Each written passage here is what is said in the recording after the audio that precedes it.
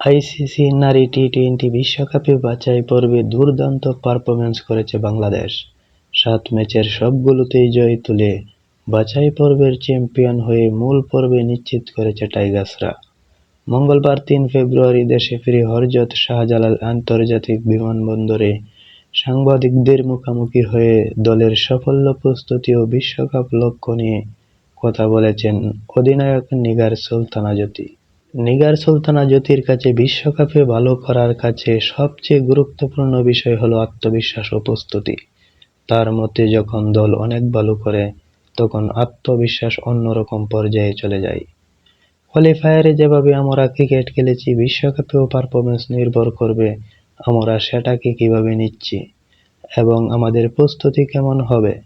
যদি প্রস্তুতি টপ না হয় তাহলে ভালো ক্রিকেট খেলার সম্ভাবনা অবশ্যই থাকবে।